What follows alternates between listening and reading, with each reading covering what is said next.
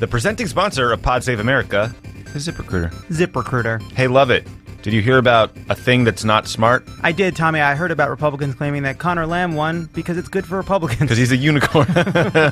Well, that's obviously not smart. But you know what is smart? I bet it's using ZipRecruiter, Tommy. To find qualified candidates for your business or for your congressional seat. ZipRecruiter's difference is clear. Unlike other hiring sites, their technology learns what you're looking for, it identifies people with the right experience, and it invites them to apply to your job. Do you remember in the movie Mission Impossible when Ving Rhames said he wanted those new thinking machines supercomputers, which were Pentium 5s? I don't, but sure. Continue. Cool. That's why 80% of employers who post a job in ZipRecruiter get a quality candidate through the site in just one day. ZipRecruiter even spotlights the strongest applications you receive, so you never miss a great match.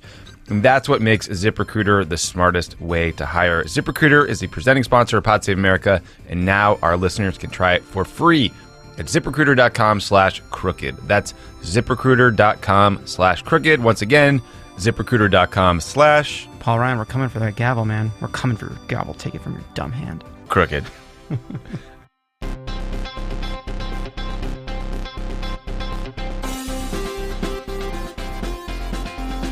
Welcome to Pod Save America. I'm Dan Pfeiffer. I'm John Lovett. I'm Tommy Vitor. It's going to be a loose show today, guys. We're still brain-addled from Texas. Favreau was not here. We had elections. So it's going to be a fun one, I think. I think you're right, Dan. Tommy and I have a great conversation with Senator Elizabeth Warren. We ask her about this bank bill. We ask her about Larry Kudlow. We ask her about Donald Trump calling her Pocahontas. We get into all of it. So stick around for that. I'm excited.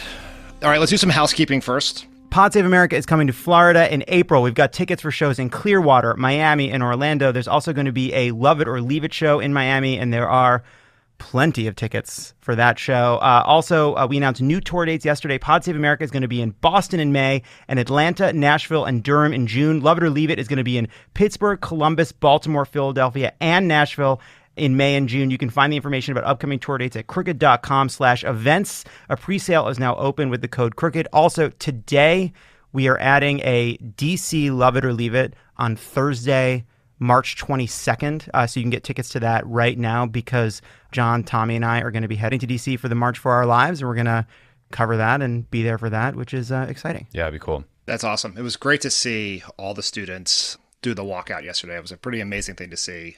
Such young people. I even saw on Twitter these elementary school kids who had prepared press packets for the reporters who came with like written in pencil. It was pretty Really?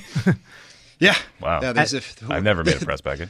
And that's a good reminder. There's a Crooked conversation this week with Julissa Arce, one of our Crooked contributors, who spoke to Winter Minissi, one of the teenage organizers of the walkouts. And it's an awesome conversation, which you can really check good. out right now. This is also when I do my periodic, somewhat annoying plea to remind people that my book is coming out on June 19th.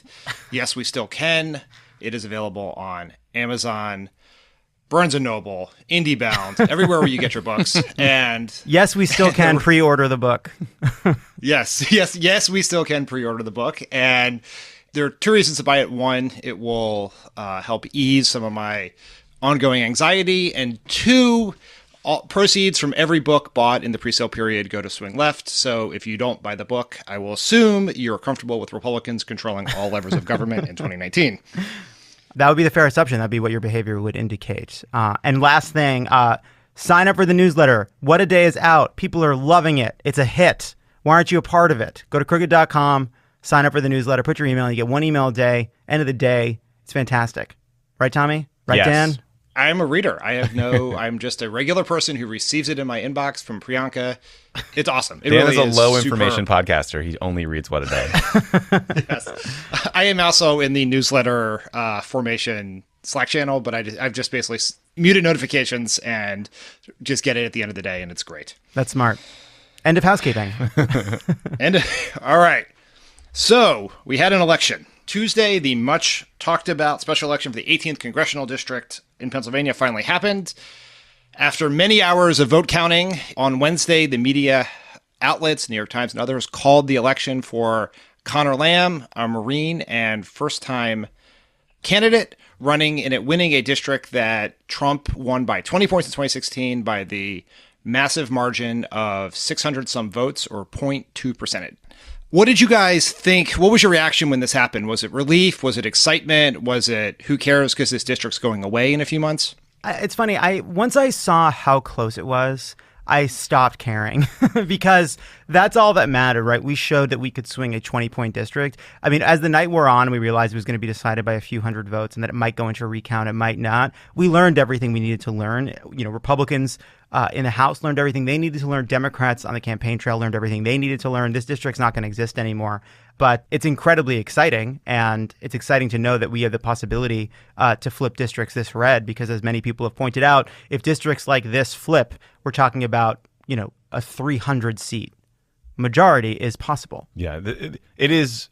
We're all election junkies, so we couldn't help but watch the stupid New York Times needle and all the returns and all the, Steve Kornacki on TV doing math on his iPhone. So it was exciting to see. But, the fact that it was close is a victory for Democrats, and the fact that Republicans pulled out all the stops. They sent Pence, they sent Donald Trump, they made a firm closing argument, and they're calling Lamb a unicorn. They're saying he's some exceptional candidate that, ran like a Republican, ran like Trump. That's not really true. I mean, this is a replicable win in a whole bunch of districts that we didn't think were winnable. He's a good candidate, but this guy didn't personally kill bin Laden, right? He was a military background. He's a prosecutor. This is something we can do again over and over again. So I think it's a great sign for Democrats. I logically had the exact same view that Lovett did, which is this does not matter. If we're close, then we know momentum's on our side. We know we have real potential to take the House back and do very well up and down the ballot in 2018. But as the night went on, and it got close, I started caring more because I kept thinking about just the idea of the absurd gloating from Republicans, the Trump tweets. I was petty in my I was logically ambivalent but emotionally very petty about this. So I was very we're sick of moral victories, So sick. And it was nice to watch Republicans try to claim a moral victory after we had done it a few times, after Ossoff and other races that were close that showed how well we could do, Exactly. but that actually didn't result in picking up any seats. Everyone's talking about a wave election. Do you think that is a good thing because everyone wants to back and be a winner and so we can maybe recruit better candidates and raise more money? Or do you worry about complacency and expectation setting and re-energizing the sort of Trump vote? It's a little bit of both, I think. I worry about this idea that it's done and we're taking the House back, and therefore people... The way to think about it is, in order to take the House back, we need people who vote in presidential elections and don't vote in midterms to vote in this midterm, or have not previously voted and have become engaged because of Trump to vote in this midterm. And if it seems like it's a done deal and people's votes aren't going to matter, then those are the people most likely to fall off first. Right. I think there will be some stuff around the margins that's beneficial of the idea of a wave, because in terms of money, some of these business donors or corporate PACs, which I wouldn't take money from if it was me, but for those Democrats that do, they'll start hedging their bets, right? They won't just give to Republicans because they want to have ins with the Democratic majority. But I do worry about complacency. And I do think that complacency is part of one of the many problems we had in 2016 that led us down this path, that people thought it was over. So why wait in line for hours? And and it's easier to decide not to vote in a congressional election than it is in a presidential. So I do have some concerns about that. Yeah, we definitely have to drive home for people that this was 640 votes, incredibly close. Everything we did mattered. Millions and millions of dollars were spent on both sides to eke out this win.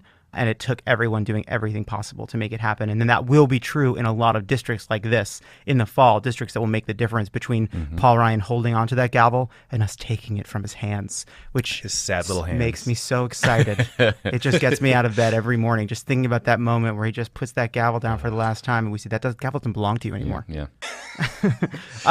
It is worth noting that we have another special election coming up in just about 5 weeks in 8th Congressional District in Arizona, which, like this seat in Pennsylvania, has been vacated because of a Republican who had to resign over a sex scandal. And that district, now there are some, Arizona could be harder than Pennsylvania for some reasons, but that was a district that only did one, that was Trump won by 21 points. So it's essentially the same political dynamic. So something that we thought we had no shot in when Trent Franks resigned a few months ago, there could be a real shot here. There's a good candidate who won the primary a couple weeks ago there. So that's something to keep an eye on. It's exciting. Now, so Republicans have known for weeks that Conor Lamb winning was a possibility, and they've known certainly for weeks that Conor Lamb was going to do much better than anyone ever expected a Democrat to do in the 18th Pennsylvania district. So they had an opportunity to get their talking points together, think about their spin, prepare for how they were going to explain to the media, pundits, donors, voters why this happened. I think they got it done. Yeah. They got me. Yes. I believe them. Yeah, so let me give you some of my favorite examples of how they spun this. On election night, Jeff Zeleny reported that according to Republicans who were watching the results of the White House, they were pleased because this isn't a blowout. For now, we'll happily take it. I also really enjoyed Kathy McMorris Rogers, who is a member of the Republican leadership in the House, who said, "We aren't even in full momentum on tax reform yet." Okay. What's that? What did you guys? Do you guys have any favorite examples of horrible spin? And what did you think of the? Were you sold on the Republican take?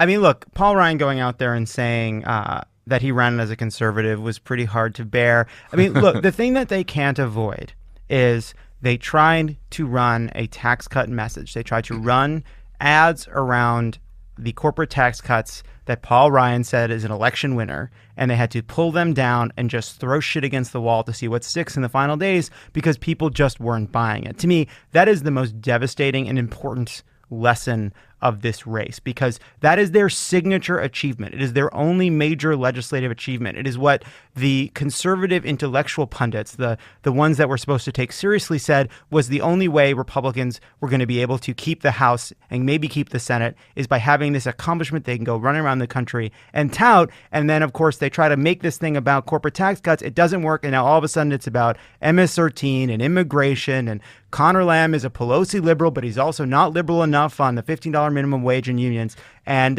none of it worked. If you are in a Republican blood red 20-plus Trump district and you are pulling down ads in the final days because nothing's working, that is a very, very disheartening sign for you if you're Paul Ryan. Yeah, I love that these guys went into their Republican caucus meetings and just put their heads in the sand and pretended like nothing went wrong. I mean, their one legislative accomplishment was this tax cut. It did not work. They pulled down ads. Conor Lamb explicitly ran against it.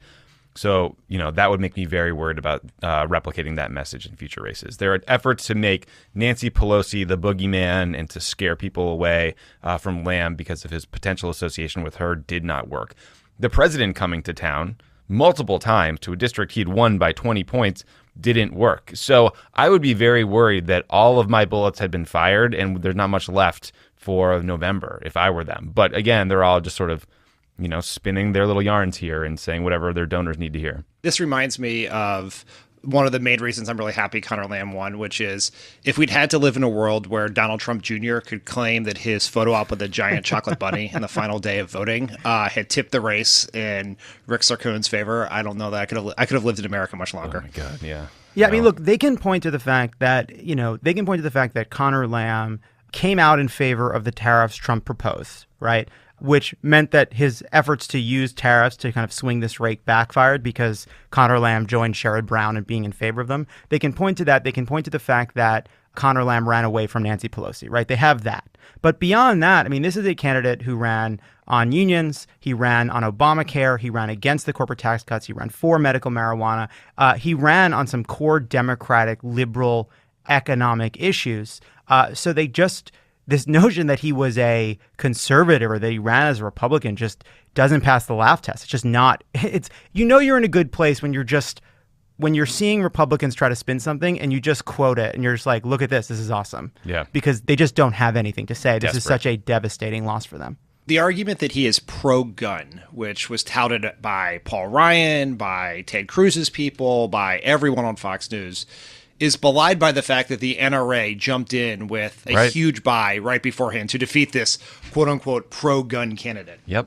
And it's a lesson to every Democrat who thinks they can take a couple of votes and keep the NRA out of their district. No, you cannot. They are a Republican organization. They don't give a shit about your votes. They will vote you out. Yeah, and Conor Lamb came out in favor of background checks, but I think he was squishy on some of the other issues. And I don't know whether or not that's a good strategy, but what's clear is the NRA is going to come after you, whether you're just for background checks or you're for background checks, banning bump stocks, raising the age on buying things like AR-15s. And it's a lesson for Democrats. There are these core common sense gun control measures that you should be in favor of because it's what your Democratic base wants, and the NRA is coming at you whether you're for these specific things one way or another. The NRA, if you came out for repeal of the Second Amendment and a national gun confiscation program, the NRA would spend just as much money. You mean the Pfeiffer bill? Yeah, a gun in every pot, that one? Yeah. Exactly.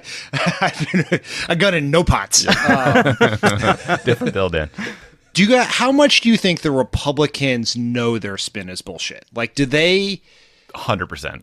I mean, you're You seeing think like so? Jonathan Martin, who's a great reporter at the New York Times, who is like as well sourced in the Republican circles, and people like him are tweeting that, boy, the on the record and off the record conversations about this race are real different. I don't know why a journalist wouldn't go in there and just screw a bunch of sources and report out the off the record stuff, but these guys know they're full of shit.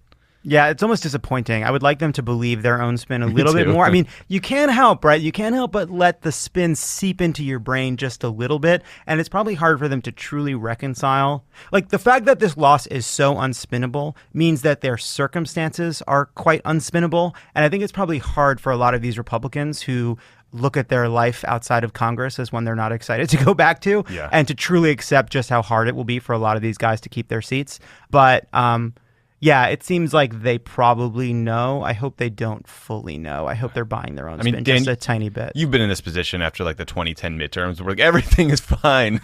We will go on. We will soldier on. Yeah, okay. Well, I was actually thinking about how we felt about the House at this point in 2010. Now, there were a couple. The special elections actually had gone in the Democrats' favor, and that was mostly because they were in more favorable districts, and Republicans hadn't really gotten their shit together in terms of like field organizing and understanding data, stuff like that. So we had a big structural advantage. We were a little deluded. Like, we knew it was a very real possibility that we could lose the House, but we were grasping at straws everywhere to convince ourselves that it was still a coin flip, or we still had a shot. And I do wonder. Like, I think probably the operatives know how this is going, and like the quote unquote more politically savvy members of the Republican House. But these people live in a Fox News bubble, and that's why they believe Romney was going to win. That's why even Republican House members who have access to 538 believe that Romney was going to win up until they were spiritually with Karl Rove trying to argue the Ohio results on Megyn Kelly. Even Trump's like, hey, why isn't anyone paying more attention to the Rasmussen poll? Like the most cooked Republican-leaning poll out there. Like, these guys are delusional from the top down. Yeah, which shows only that has mediocre political standing. Exactly. But like, this is, again, like, Trump winning is this black swan event that prevented certain kinds of reckonings. And one of the reckonings that was supposed to happen is propaganda stops working when it bumps up against the real world. And had they lost and faced the consequences of that loss, they would have seen that Fox News sent them down a bad path because it misinforms people. It doesn't just misinform people about policy. It misinforms people about politics. If you're watching something that's saying every day why Connerland can't win, why he's such a bad candidate, why Republicans should hold the House, why Democrats can't get their shit together, and then you lose the House, that tells you that your information isn't reliable. So these guys have been coasting for such a long time in an information bubble that hasn't been popped because of our failure to win elections. Yeah, and you can see this in some of the online responses from sort of the MAGA knuckleheads, which is, well, the polls said Hillary was going to win too. And it's a security blanket. If you were, let's pretend like we live in a bizarro world and you were a tax-cutting, racism-excusing House GOP aide, how would you have tried to spin this in any way? Would you have a different approach to this?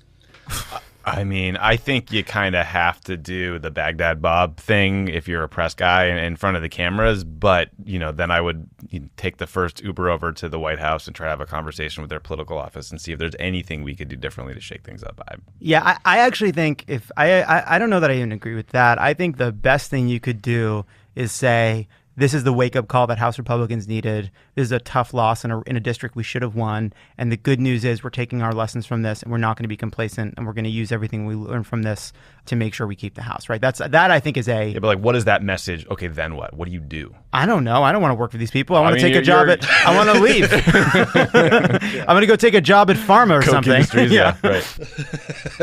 The problem is none of them are going to vote for anything, right? Like, there's no... They're floating today there might be another tax cut. It's like the idea of these guys voting on another big piece of legislation, walking off the cliff again for Paul Ryan or Trump feels challenging. Yeah, I think you go out, you don't try to spin the unspinnable, you put out the bat signal to the billionaires and the Russians and hope they save you here. Yeah. You know, we sort of glossed over the Pelosi thing, but so the theory or the sort of conventional wisdom around Pelosi has been that she has been a political liability to Democrats in some of these House races. I don't think it was based on a lot of data, but Republicans were telling everyone that one of the reasons that John Ossoff lost in Georgia 6 was all the Pelosi ads. You know, as was mentioned, they played that card here heavily, but Conor Lamont said he was not going to vote for Pelosi. And it's not clear whether that card doesn't work or that card doesn't work because he said that. And there are reports in both Axios and Politico today about thoughts that a lot more candidates are going to do that, are going to say they won't support Pelosi to sort of inoculate themselves, and that could lead to her not being speaker if the Democrats take the House back. What do you guys think about that? I think it's obviously unfair to Nancy Pelosi, right? It reminds me of The Sopranos when Tony Soprano wanted to get the heat off of him, so they made Junior the boss, so that Junior would be the person who draws all the heat and draws all the attention.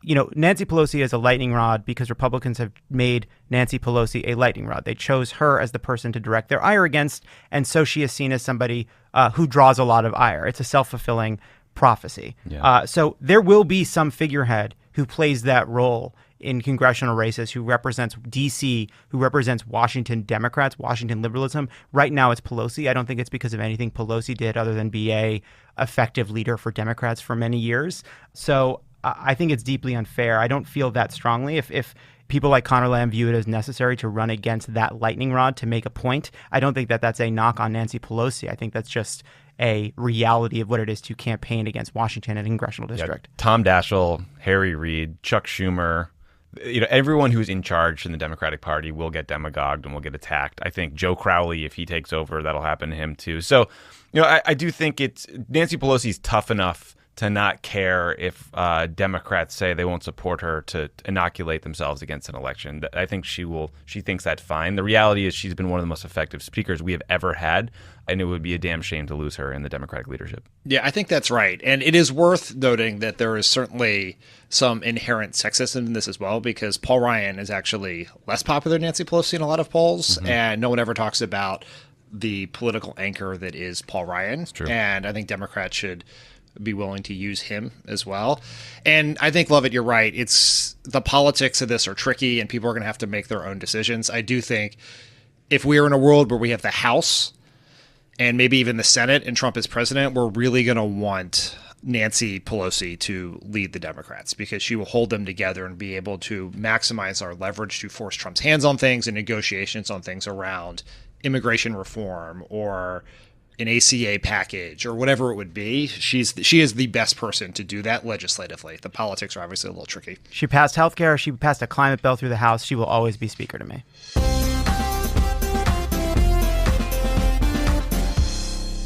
Pod Save America is brought to you by Sonos. Tommy, tell us a story about your experience with Sonos One, damn it. We're not going to spoon-feed words and talking points. We chose you to do this because we like what you do with your voice into microphone. So just do that, but change the topic to Sonos One. I use Sonos every single day of my life. Every day Tommy's using Sonos. Every room in the house has a Sonos. The TV is a Sonos. Nice. The bathroom has a Sonos. The kitchen has a Sonos. Every morning I turn it on. I get up at 5:30, start prepping for Pod Save America. We're listening to Sonos. Look at this guy, keeping CEO hours. Humble brag. The reason, guys, is Sonos plays everything. There's over 80 streaming services, your favorite podcasts and audiobooks, your go-to collection of downloads, whatever you love to listen to, you choose. I'm blasting podcasts out of my Sonos One. I shower, then I can transition into the shave in front of the sink. I'm listening to a podcast the entire time, the whole way through. You're golden. Sonos. I mean, again, it's not 5:30 in the morning. Well, today was a special day because we have 2 pods today. That is true. Sonos is offering listeners of Pod Save America 10% off of one order of $2,500 or less for any product on Sonos.com. That's 10% off of one order of $2,500 or less on any product on Sonos.com. That's a great deal, everybody. This offer is available for a limited time only and cannot be combined with other discounts or promotions.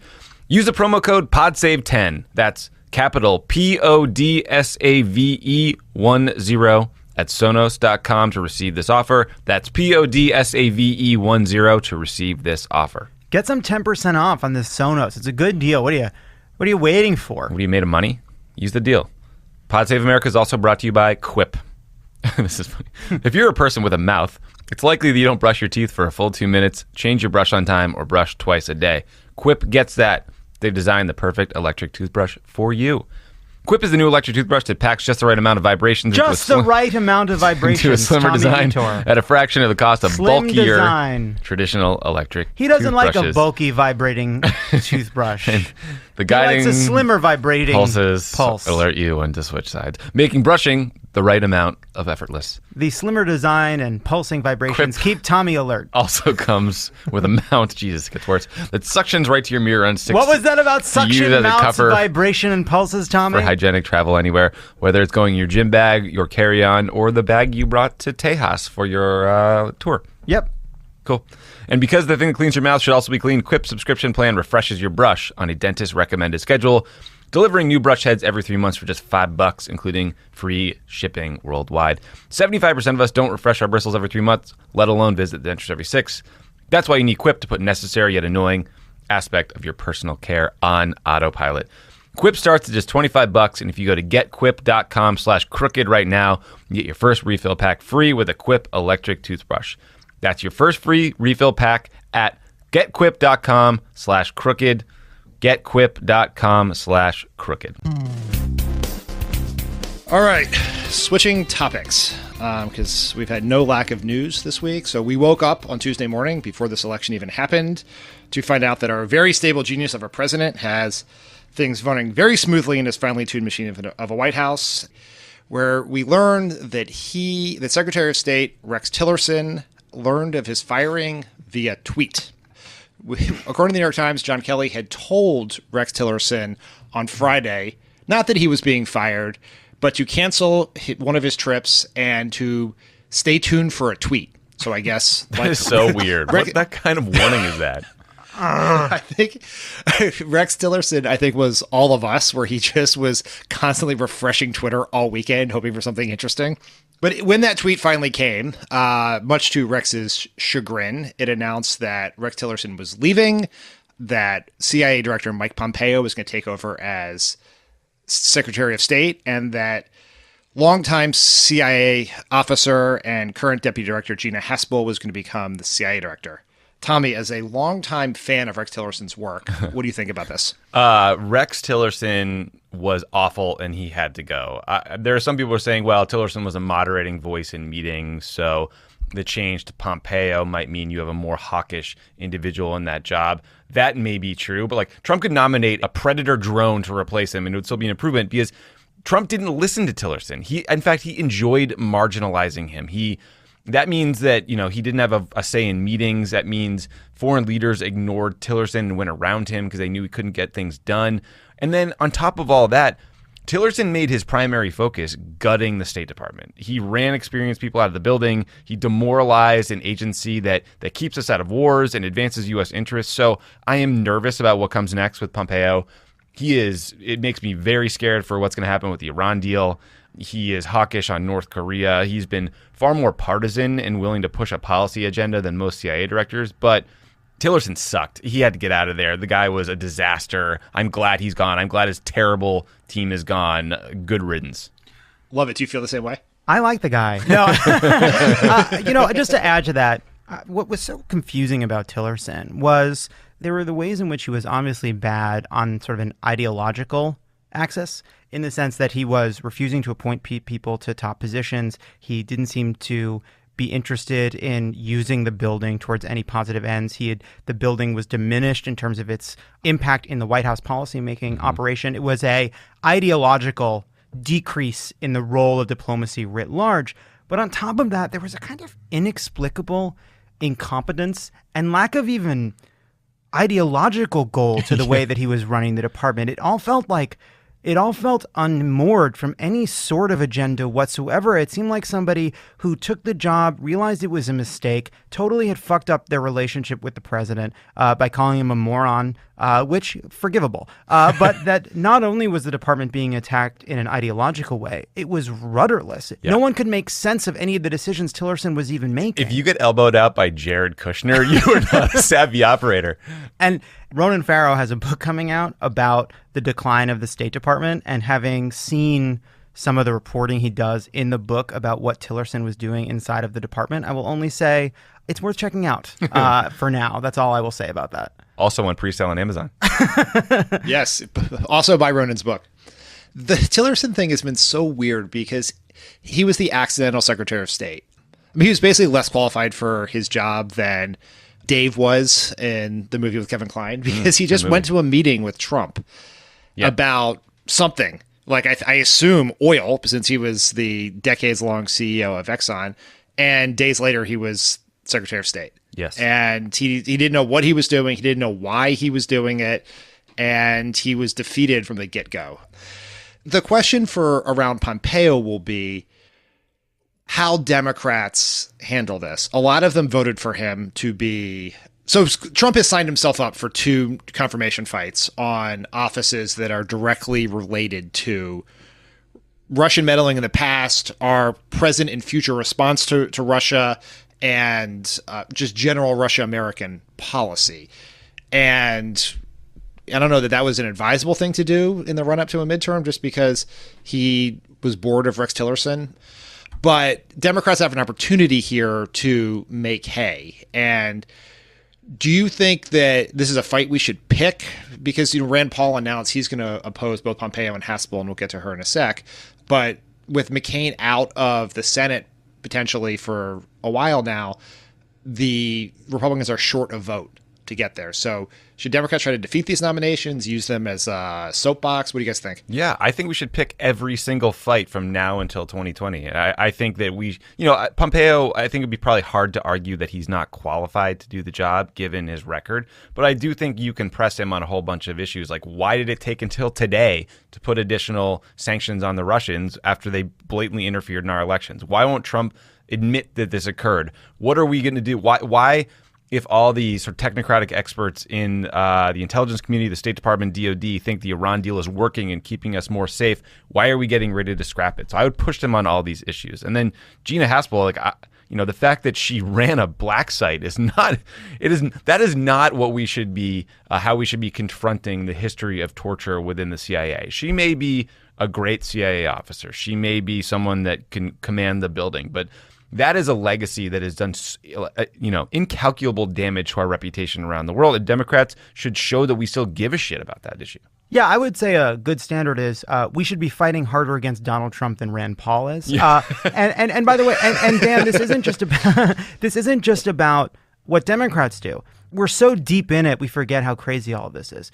Donald Trump has not stood up any kind of defense against the interference in our election that was so effective in 2016. Our country is currently under threat, and Donald Trump and his administration don't care about it at all. That's something that Democrats should be fighting tooth and nail about fighting to make sure that we have somebody at state, somebody at CIA that will do what it takes to defend the country.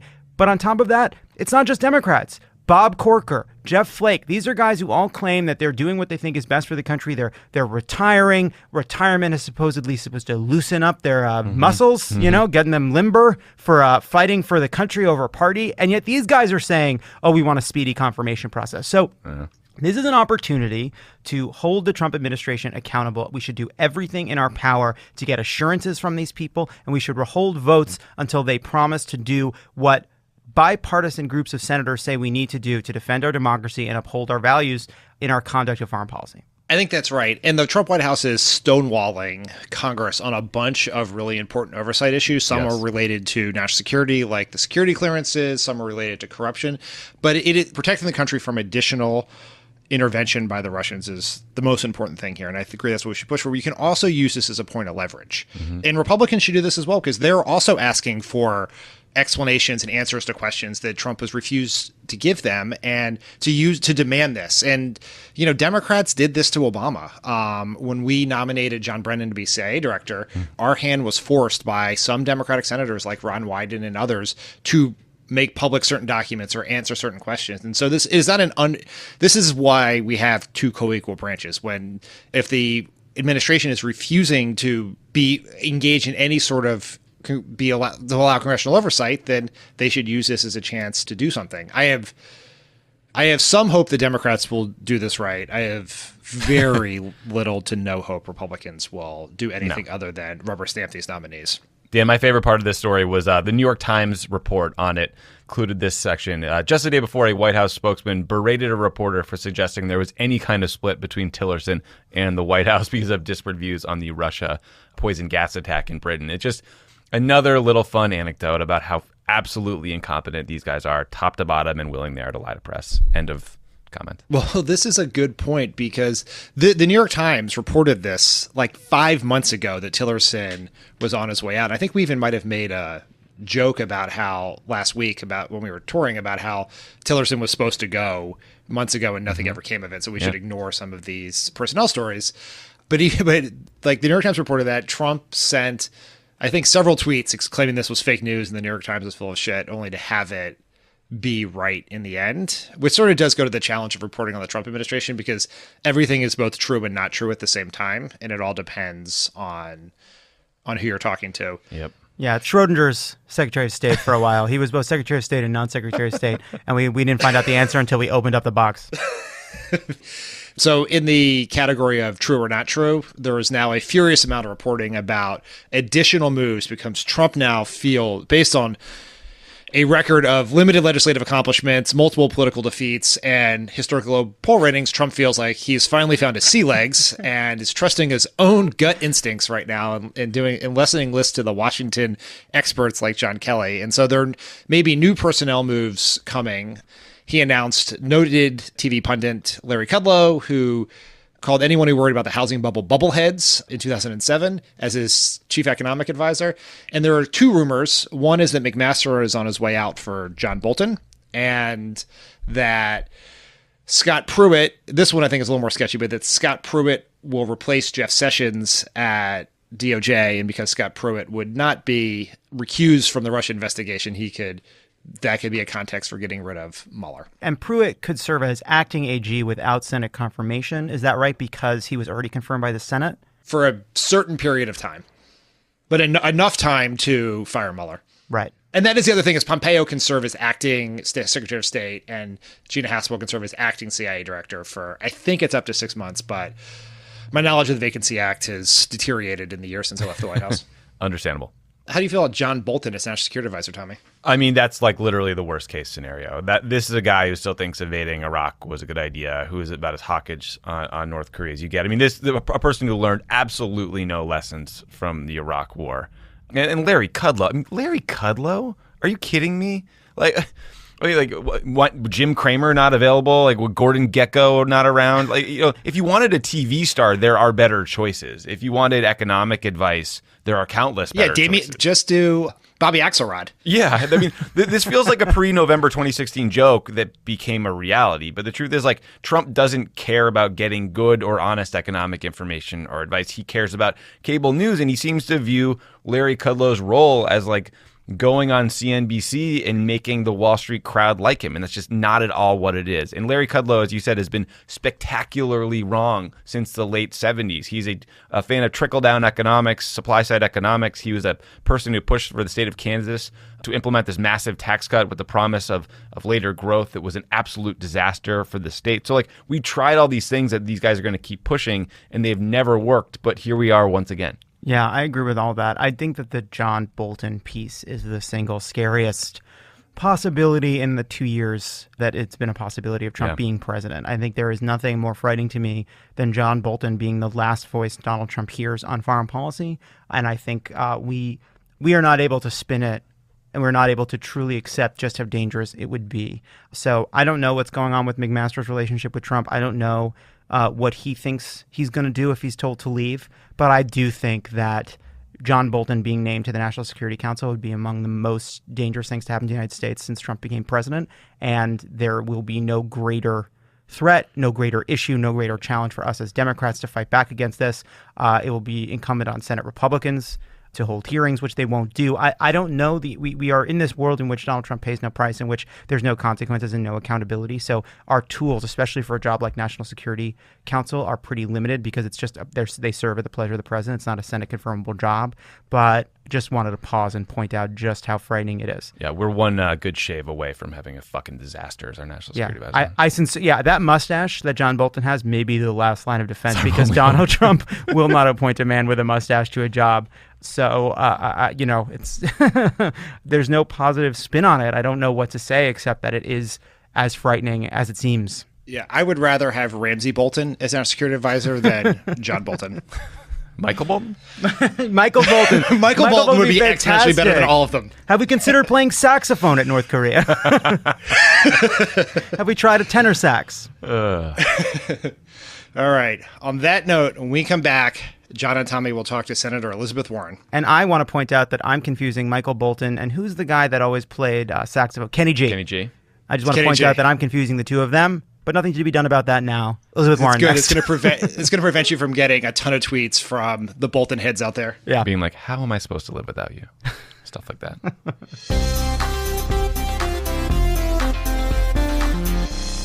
Pod Save America is brought to you by Blue Apron. Blue Apron, Tommy. Did you know that it's the leading meal kit delivery service in the U.S.? It is? It is. What else? Many do not know about the types of meals you eat when you cook with Blue Apron. What kind of stuff? Like quick bucatini with broccoli and pecorino cheese and Italian-style shrimp and sweet pepper. With incredible ingredients and chef-designed recipes, Blue Apron lets you to see what the power of food can do. By the power of food, Tommy! That's why Blue Apron is treating Pod Save America listeners to $30 off your first order if you visit blueapron.com/crooked. Check out this week's menu. Get your $30 off at blueapron.com/crooked. You guys have heard us talk about Blue Apron. You know we love it. You know we use it. Sign up. What have you been waiting for if you're just now hearing about Blue Apron? It says here you can get a Parmesan-crusted steak with mashed potatoes and broccoli. Ooh. I think I had that. Blue Apron, a better way to cook. And as always, Pod Save America is brought to you by the Cash App. The Cash App. Cash App. Have at it. You go to your App Store, you go to your Play Store, you type in Cash App, you download the Cash App. That's what we're going to be using to pay people back and have your friends pay you back. We're not using the other payment apps anymore. You put in the code PODSAVE, PODSAVE, you get $5. $5 goes to Moms Demand Action, which is supporting common sense gun control. We have raised tens of thousands of dollars through our partnership with the Cash App, and you've gotten tens of thousands of dollars. The listener out there in the world, $5 in your pocket. Get your group of friends, your bowling friends, your escape room pals, the friends you go to minor league baseball games with because it's really fun because you get right close up to the action and you still get nachos and have a good time at the game. And it's like not the big stadium, but who cares? Today's the first round of March Madness when you went with minor league baseball game. March Madness. You and your friends are going to go to watch March Madness games. You're going to get mad. You're going to watch March Madness games. You're going to see Villanova. Nice. You're going to see Purdue. You're going to see Bucknell. All You're right. going to see Wichita. You're going to see Michigan State. You're going to see everybody. Greensboro. Elijah has a sweatshirt that says Greensboro versus everybody. Yeah. So you're going to see Greensboro. They're going to take on the world. They're the underdogs this time. We're switching to the Cash App. Pod save. End of ad. Senator Elizabeth Warren is a Democrat from Massachusetts, a member of the Senate Banking Committee, and a friend of the pod, not necessarily in that order. Senator, thank you so much for doing the show today. Oh, glad to be here with you. So, Senator, on the 10-year anniversary of the collapse of Bear Stearns, the Senate passed what the Washington Post described as the biggest loosening of financial regulations since the economic crisis. The bill passed 67-31. It would reduce regulations on more than 24 banks. Supporters say it helps community banks and credit unions and will spur economic growth. Opponents call it the Bank Lobbyist Act, opponents like yourself, that could set the stage for another crisis. We've talked about this bill before on the show and among ourselves, and honestly, none of us get why Democrats are supporting this. We don't get why you would move a systemically important financial institution from $50 billion in assets to $250 billion. We don't get why you'd weaken rules to prevent lending discrimination.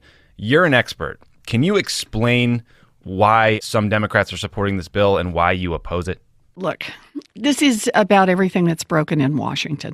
So it's just like you said. Can you believe here we are? It is 10 years to the day from the beginning of the 2008 financial crash. And now we've got some Democrats who joined Republicans to roll back the Dodd-Frank rules and the consumer protections that have kept our economy safe for a decade. And can I just tweak that up a little bit? I can't describe how many ways this is a bad idea. As you identified, what it's going to do is it's going to take a bunch of banks that right now, if you're above $50 billion in assets, you're on a special watch list. That's about 40 banks. And it means they get more scrutiny. They have to undergo stress tests. Why? Because they could put the entire economy at risk. And what this bill does is it says, about 25 of those 40 banks, we're just going to move them off the list and treat them like they're tiny little community banks. What could possibly go wrong? And can we just talk about what actually went wrong last time around? Does anyone remember Countrywide? You remember Countrywide? Yeah. Countrywide was that bank that was rolling out at its peak 1 in every 5 home mortgages in America, right? And they were like grenades with the pins pulled out. These were mortgages that were the worst of the worst of the worst. And ultimately, they blew up millions of families and blew up our entire economy. So just to give everybody a little perspective, Countrywide at its peak was $199 billion. That means under the rules that President Obama put in place, Countrywide would stay on the watch list. Countrywide itself is actually gone now, but banks like Countrywide stay on the watch list. But what this bill does is it says, hey, the next Countrywide is going to be out there with very little oversight, very little scrutiny. And in fact, the banks that are moving off the watch list collectively in 2008 sucked down about $50 billion in taxpayer bailout money. So this is about the big banks. It's about some of the giant banks like JP Morgan Chase, who are going to be able to reduce their capital standards. This is about helping out the big guys. If this had been a bill solely about community banks, count me in. I've been part of it for the last 3 years. We've been talking about negotiations. What can we do to help out the community banks? But no, what this is about helping the big guys.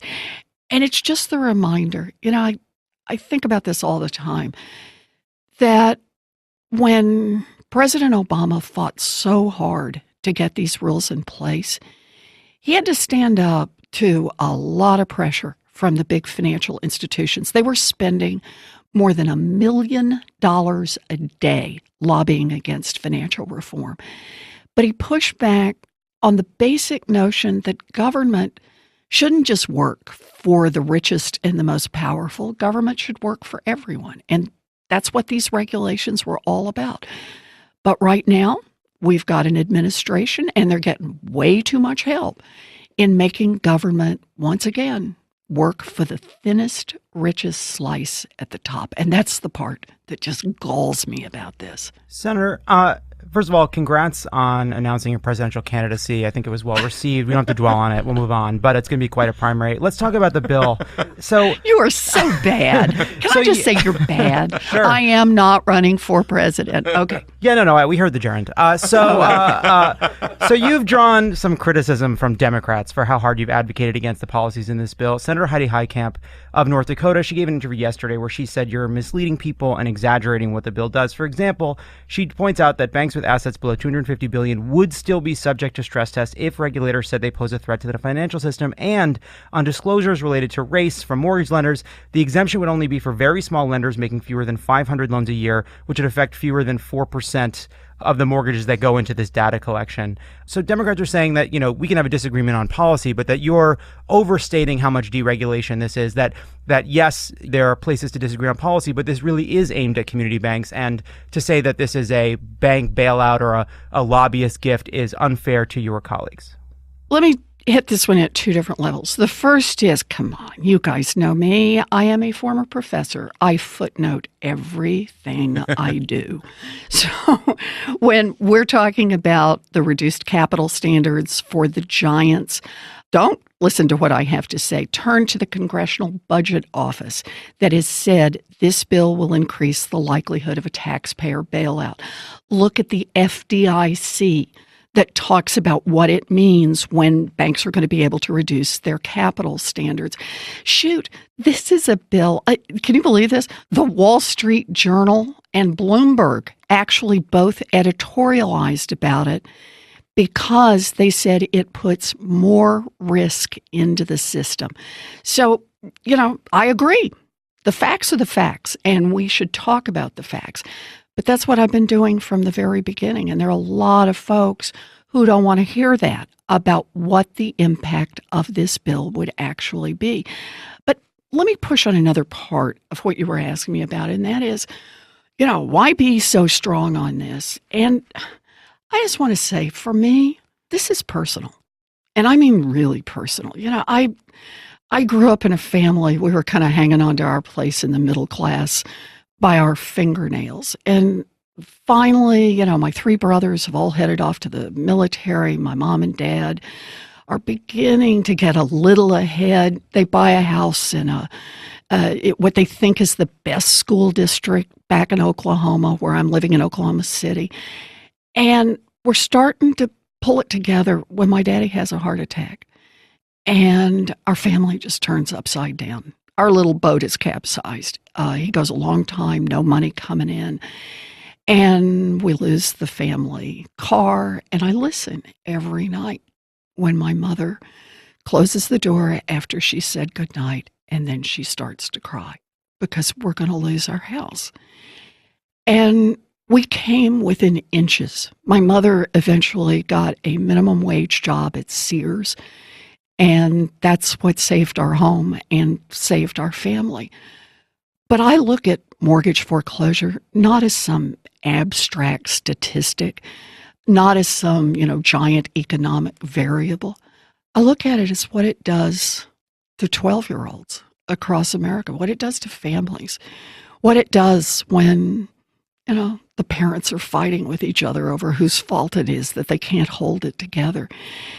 And that means when that crash hit in 2008, and when we elected President Obama and he comes in 2009 to try to pull the economy out of the ditch, it was literally the case that hundreds of thousands of families every month were going it through foreclosure, were losing their homes. And so all of the fight over trying to get some regulations in place to promote some safety, to just get some security in this system, was really against that background. Yeah, it's about the economy, but the economy ultimately is about live human beings. It's about families. It's about people. It's about their hopes and their dreams and the things they worked for. And ultimately, that's what Dodd-Frank is about. That's what the Consumer Financial Protection Bureau is about. I think of the legacies of the Obama administration, and obviously for everybody, the first thing that jumps to mind is healthcare and the commitment to make sure that every American gets decent healthcare coverage. But right there next to it is trying to make this economy just a little more of a level playing field, to make it so that these giant banks don't get to gamble with the futures of millions of 12-year-olds. And so when people in the Senate, Republicans and Democrats, start saying, gee, how can we roll back a piece of it or a corner of it here or help out a group there? Yeah, I do fight hard. I fight hard on that because I think that's what's right. Well, and Senator, the question of fighting, I think, is what is also frustrating Democrats, right? I mean, I'm no economist, but the politics of this vote are abysmal. I mean, apparently Democrats want to run for office saying, our one bipartisan accomplishment is helping out the big banks. Vote for us. That is baffling to me. It is also baffling to me that the Democrats who voted for this bill didn't hold out their votes until we extracted some sort of concessions, like a real head of the Consumer Financial Protection Bureau, for example.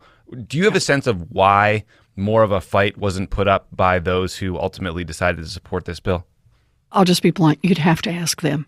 And I just can't do better than that. We're going to patch in Chuck Schumer. He's on the line here all the way.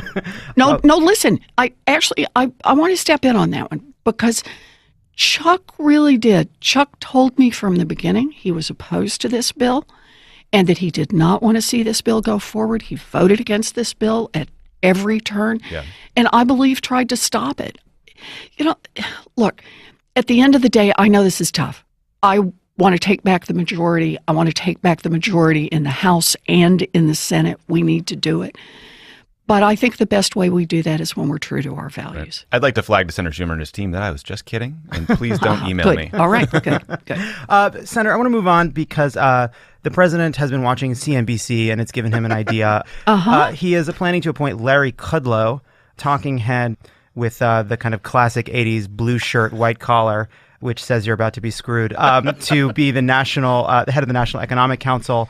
Other than Trump viewing being present as an opportunity to meet his friends from TV, do you have any response to Larry Kudlow? What do you think going from Gary Cohn to Larry Kudlow will mean for the Republic? This is like, I keep thinking I'm going to wake up from this crazy dream, right?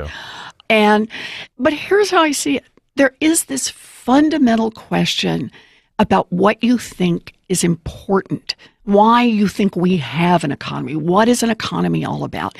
So listen right now to what folks like Kudlow and others talk about. They say stock market is breaking records. Corporate profits are beyond anything we have ever seen before. Unemployment is lower than it has been in many, many years. And you know what? They're right on all three of those. And I'm glad to see all three of them. But that's not how the economy is lived by most Americans. For the more than half of all Americans who don't have a single share of stock, a rising stock market leaves them behind. For all of those people working for those giant corporations that are making record profits and who are not seeing any of that put in their paychecks, those record profits are not doing a whole lot for them. And lower unemployment, yay, except for all those families that have to work 2 jobs and 3 jobs and still can't meet the mortgage on it. So I think of this appointment the way I watch everything that's happened in the Trump administration. It's all about the giant headlines for those who've already made it big, instead of how we make this economy work for the rest of America. Yeah. Senator, during the part of the REM cycle of this fever dream of the Trump presidency, he gave a Fidel Castro-length closing argument speech in Pennsylvania, and I noticed that he attacked you, Maxine Waters, Nancy Pelosi, and Oprah. He didn't single out, let's say, Ed Markey, Brad Sherman, Chuck Schumer, and Bob Iger. What? Wait a minute. Help me figure out what's different about the group. I'm working on it. We're all taller than. No. I'm working on what's the difference between those two groups. Yeah, have at it. What do we make of this, and what's the best way to fight a misogynistic bully who happens to be our president? Okay, so the first thing is you just stand up and fight back. But I also think on this one, it is really important that we keep talking about core issues. I get it. The president's going to do, that's his job. Did you see the movie Up? Yeah. I think it's in that movie, isn't it? Where you yell squirrel and all the dogs head the other way, squirrel. Right? We love Dog the Dog here. Exactly right. And Donald Trump's job is to yell squirrel. And everybody looks off in a different direction. He's doing that at a time when there's plenty going on in this country that we need to be focusing on because it illustrates exactly who Donald Trump is fighting for. And this banking bill is actually a perfect example. Every single Republican signed up and said, put my name on that baby to help out J.P. Morgan Chase, to help out banks that have a $250 billion in assets. Put my name on that sucker. Put my name on a tax bill that gives away $1.5 trillion in just plain old tax giveaways to a handful of giant corporations and to billionaires. So I feel like a big part of what's happening here is Trump doesn't want us to look at any of that stuff, who this economy is really working for, who this administration is really working for. So his plan is, let's do a little insult, let's do a little fan dance over here and see if everybody will look in that direction. And dang, I'm tired of that game. And I think a lot of America's tired of that game. Yeah, I think we're tired of that game too, but we do want to play it for one more minute. You sleepy-eyed son of a gun. So bad. You are so bad. So, Senator, the president has been calling you Pocahontas for a while, okay? And I want to stipulate that it's racist, that it's bullshit, that it's a distraction, and that your explanation is totally reasonable. And if we lived in a reasonable world in a reasonable time, we'd all move on and talk about the bank bill. But Tommy, John, myself, Dan, we all went through the experience of watching Obama's birth certificate be made an issue for years. Yeah. And finally, before the 2012 election, they sent somebody over to Hawaii with a suitcase and they got the document, they flew it back and they went into the briefing room and they said, here it is. And, we made fun of Trump for it. We said, this is the long form birth certificate. This has been bullshit the whole time. We're done talking about this. We're moving on. Now, I recognize that it's unfair that you have to deal with this Pocahontas allegation, but you seem to get asked about it over and over again. And I would like to live in a world where a year from now, you're not talking about it at all. So why not, even though it's bullshit, get some sort of a test, get some sort of a way to dispense with it once and for all, even if it is conceding in this one instance to Trump's bullying, because then it allows you to focus on the issues so that you don't have to deal with it anymore.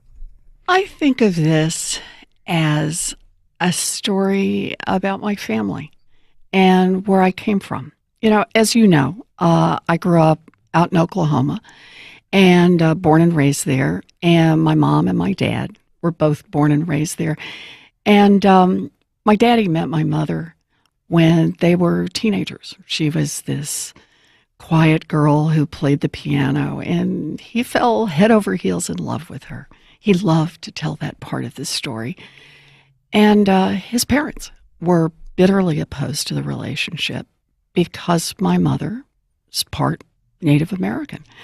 So my parents eloped, and together they survived the Great Depression, the Dust Bowl, a lot of hard knocks through the years. They raised my 3 brothers, all of whom went off to join the military.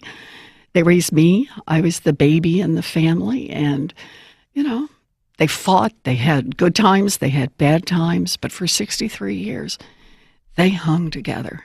And they taught me about what it means to be family. My 3 brothers and I know who we are. And there is nothing that is going to change that. Certainly not Donald Trump. So, Senator, I agree with you. I think that is a very reasonable and human story about your family, and it's ridiculous that you're put in a position to have to answer this question again and again. But that explanation that you just offered, it's one that you've offered for a while, and it works on Tommy, it works on me, right? But it doesn't work on the right-wing machine that's coming after you. And my view is, let's say you run for president. Let's say you want to have a big... I am not running for president. You're not. I know Stop you're this. not. So you want to keep asking a question that no one should ask. Go ahead. I know you're not running for president. I say this as a supporter of yours. But a year from now, either you'll still be being called... I can't stop Donald Trump from calling you Pocahontas. But I can ask that, isn't there, even if it is unfair, if you dispose of this one way or another, there's a cycle that proves what you've been saying, or there's a cycle where you say, this was a story that meant a lot to my family, but I wanted to put a rest because it was a distraction. A year from now, we won't be talking about it, and you'll be able to tell the story you want to tell about your family. So I'm sorry, I want to push on this because I think we just watched this happen to Barack Obama for years, and eventually, ultimately, even though it was bullshit, he gave into it, and it worked. It was an effective way to dispose of a right-wing hit. Look, the politics, I think you could make a lot of arguments here, but what I did is I went to talk to the Native American tribal leaders gosh, what's it been? Maybe 3 or 4 weeks ago. And I made a promise to them. I said, every time Donald Trump does this, I'm going to use this as an opportunity to talk about Native American communities and what's happening in America. And actually, I'm going to do that right this minute.